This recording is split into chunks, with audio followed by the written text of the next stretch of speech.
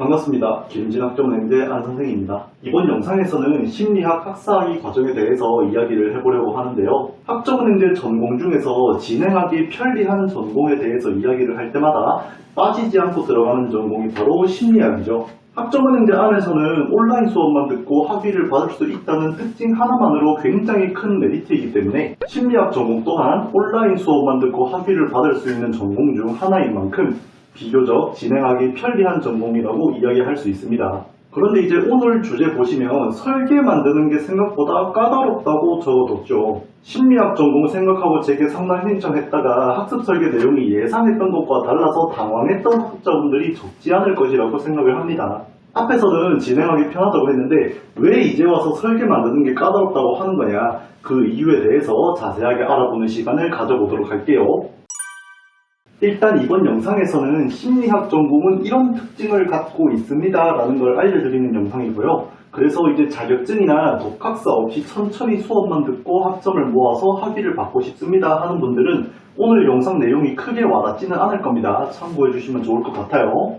자, 그래서 심리학 전공은 어떤 특징을 가지고 있냐, 왜 커리큘럼을 만드는 게 생각보다 까다롭냐? 일단 심리학 전공은 온라인 수업만 들어도 학위를 받을 수 있다는 아주 큰 장점을 가지고 있습니다. 그래서 내가 시간과 돈만 있으면 언제든 학위를 받을 수 있는 전공이라고 봐도 되는데요. 다만 이제 학점은행제를 하시다 보면 수업뿐만 아니라 자격증 학점, 독학사 학점을 취득하는 것도 고려하시게 될 겁니다. 여기서 이제 심리학 전공의 또 다른 특징을 알 수 있는데, 심리학 전공이 특이하게 자격증으로 학점을 풍부하게 보충하기가 어려워요.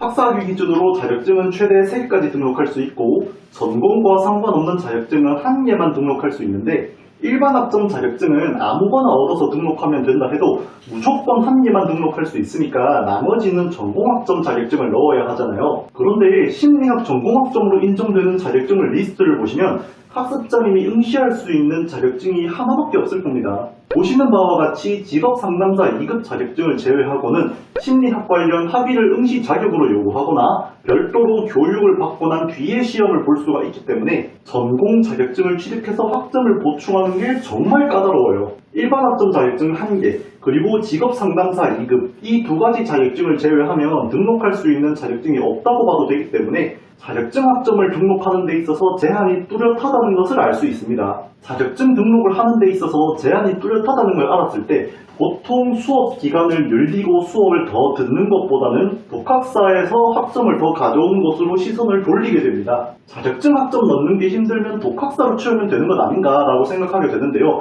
당연히 채울 수 있습니다. 독학사 합격하면 학점 정말 많이 주잖아요. 다만 이거는 어디까지나 학습자님이 계획해둔 독학사를 모두 합격했다는 전제하에 학점을 많이 주는 것입니다. 독학사를 합격하면 학점을 많이 주는 건 그냥 팩트입니다. 팩트인데 일부 과목을 불합격한 것에 대한 페널티가 너무 강하게 적용이 됩니다. 제가 독학사 학점을 별로 안 좋아하는 이유가 바로 이건데요. 내가 커리큘럼에서 심리학 전공 2단계 5과목을 합격하기로 했는데 3과목만 합격했어. 그럼 나머지 2과목에 대한 학점을 올해 다시 응시하고 학점을 채울 수 있는가? 이게 불가능하다는 것입니다.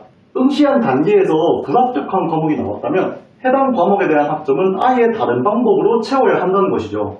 더 높은 단계의 독학사 시험을 본다거나 아니면 자격증 학점을 추가, 기간을 연장하고 수업 학점으로 대체하거나 이런 식으로 말입니다. 지금까지 설명해드린 내용 한번 쭉 보시면 자격증으로 학점을 채우는 게 비교적 까다로운데, 그렇다고 독학사 학점에 의지를 하자니 독학사가 학습자님의 뒤통수를 칠 가능성이 생각보다 적지 않다는 거죠. 이게 심리학 전공의 특징이에요.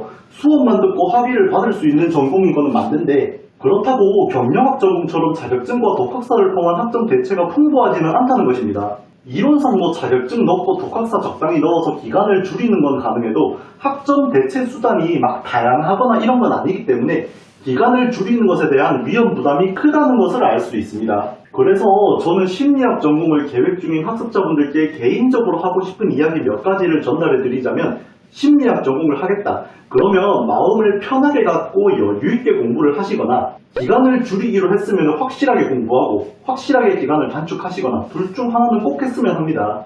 지금 보시는 것과 같이 심리학 전공 얘가 중간이 없어요. 한번 삐끗해서 기간 밀려버리면 정말 밑도 끝도 없이 밀려버려서 확실하게 기간을 줄이기 위해서 열심히 공부를 하거나 아니면은 정말 마음 편하게 여유를 갖고 공부를 하거나 둘 중 하나는 꼭 했으면 하는 바람입니다. 이렇게 해서 오늘 제가 준비한 내용은 모두 설명을 드렸고요. 추가로 궁금하신 부분이 있으시면 영상에 댓글 남겨주시거나 영상 더보기란에 있는 오픈 카톡 또는 메일 문의 이용하셔서 문의해 주시면 답변 도와드릴 수 있도록 하겠습니다. 영상 시청해 주셔서 감사합니다. 지금까지 기름진 학점은행들 안선생이었습니다.